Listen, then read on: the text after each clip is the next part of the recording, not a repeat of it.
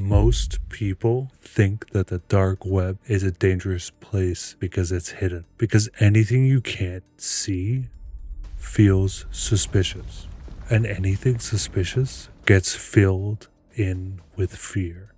For years, the dark web has been portrayed as this lawless underworld where only the worst things on the internet happen. But after actually researching how it works, and more importantly, how people behave inside it, I realized something uncomfortable. The dark web wasn't dangerous because it was hidden. It was dangerous because people misunderstood what hiding actually does. So welcome. This will be a 4-part mini-series mainly focused on the dark web. We will look at the biggest lies, myths of the dark web. What happens if the dark web market gets shut down? Why dark web users are getting caught, and how you're not anonymous by being on the dark web.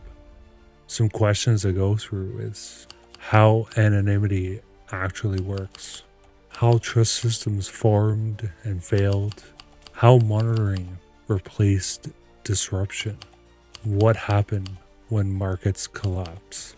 Before we go any further, I need to clarify a few terms.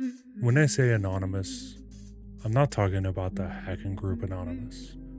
I mean the anonymity in the simplest sense, hiding your identity. And that distinction matters because anonymity is often treated as a superpower, when in reality, it's just one layer of privacy. Anonymity feels a lot stronger than telling someone in their face how you actually feel. But I think this misconception of anonymity has been brought to light with the people who think that the dark web hides everything. Now, speaking of dark web, another big misconception is that the dark web makes up most of the internet, but it doesn't. Most of the internet is what's called the deep web. These are things hidden behind logins, passwords, or computer systems. Probably everyday tools you use. That's the deep web. Your email, your banking, even the internal tools you might use at your company. The dark web is something completely different. It's a much smaller portion of the internet, smaller than the surface web. It requires special routing, like Tor, and was originally designed for privacy. So I think a lot of people, when they hear dark web, they think of, oh, it's a hidden society, or oh, it's this and that.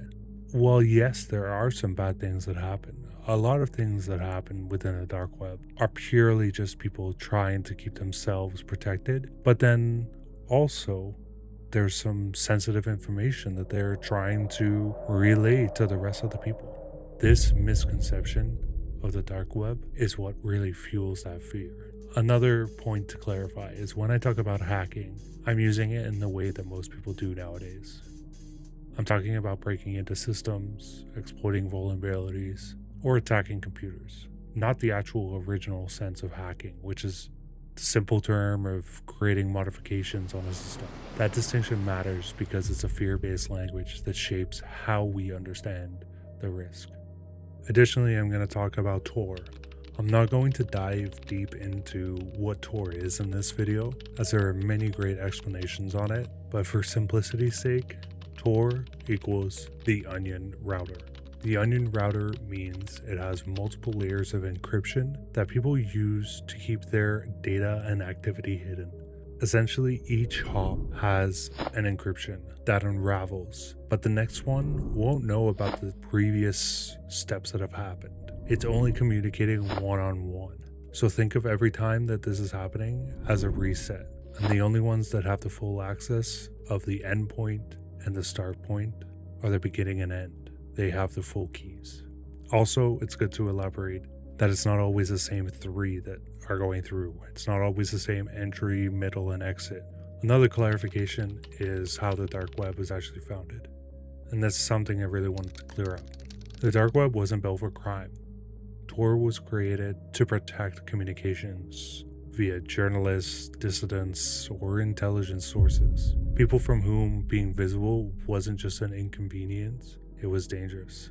Anonymity wasn't the goal, safety was. And that distinction matters because once something built for protection becomes a place for profit, the rules change. Everything in the series follows from that shift.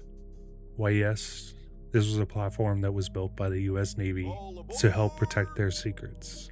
It wasn't their intention to make it this corrupt place where people can go around and figure out what's going on. The US Navy purely were having troubles with these packets being intercepted by foreign nationals. So the safest thing for them was to make this publicly available.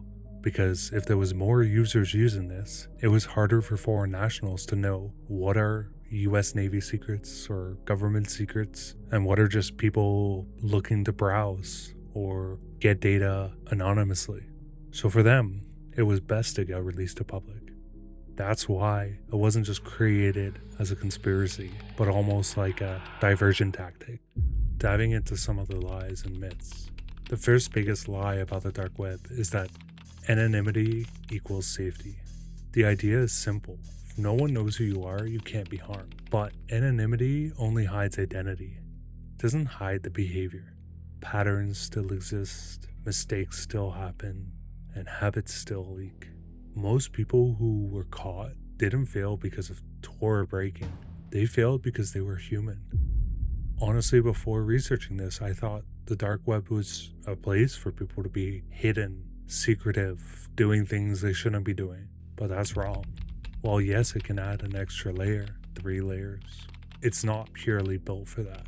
You could still sit at the end, the beginning, and figure out what people are discussing. It's not completely anonymous, but this potential for anonymity creates overconfidence. So many people hide behind their keyboards anyway. This made people think, I'm even more protected. Think of that Silk Road example, and I'll definitely dive into that a little bit. But it was just so confident they'll never get caught that they just didn't even care at that point. Anonymity doesn't remove the risk. It just moves it to somewhere where people aren't normally looking. Now on the second lie, it's a little bit more subtle, and it's one that destroyed every major dark web market. People believe that encryption, escrow, and reputation systems could be replaced with the real world trust. But trust without identity doesn't scale.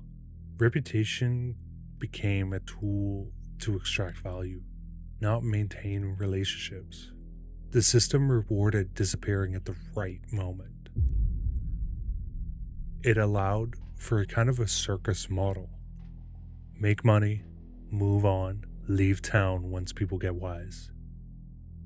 Exit scams are inevitable. We see it all the time. We've seen it in the past, we've seen it now, we'll see it in the future.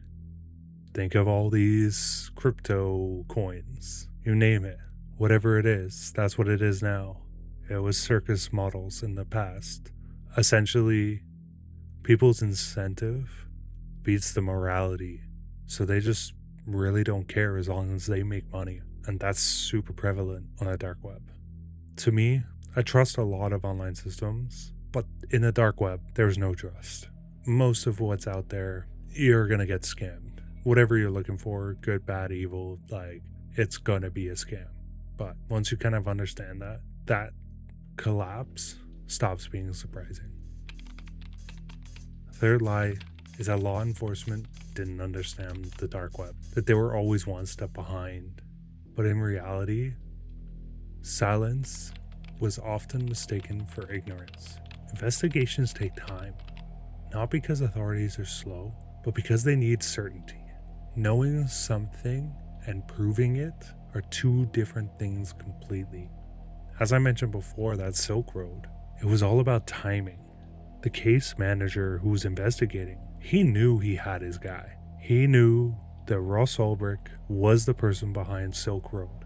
But what did he do? He didn't want to jump the gun. He didn't want to get in there early. He wanted to make sure. Yes, there were some other caveats where he needed his computer open and made sure he didn't delete any data, but also he went from 90% verification that this is the attacker to 100% by simply watching him and knowing when he was online and seeing him type and respond to an undercover agent. That's what they needed. They needed that data to know, okay, we've got him. And those things do take time. Waiting is a strategy, it's not a weakness. Criminals always misunderstand that as essentially they don't know who I am because I've been doing this for so long. No, silence wasn't incompetence, it was leverage. The most uncomfortable thing that I've learned during this dark web is that it didn't fail because of the technology. Honestly, the technology worked mostly as it was designed.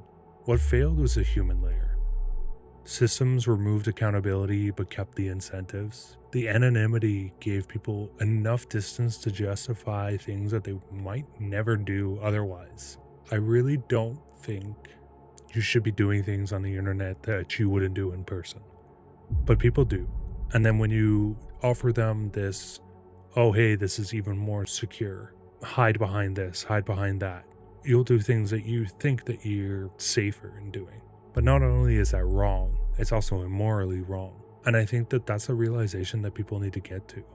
Only say things that you would say to someone's face. Only do things that you'd want to have done to you. Because no matter what, there's no way of hiding. So if anonymity was never meant to scale, and if trust was always temporary, was the dark web doomed the moment it became popular? In the next episode, I want to look at how these systems collapsed and why they all failed the same way. Because the real story of the dark web isn't about the crime, it's about the incentives. So follow me for the next episode, and we'll dive deeper into that. And keep listening, because once you understand all 4 aspects of the dark web, you'll really start to realize that it's not safe, it's not secure, you're not anonymous, and you're gonna get caught.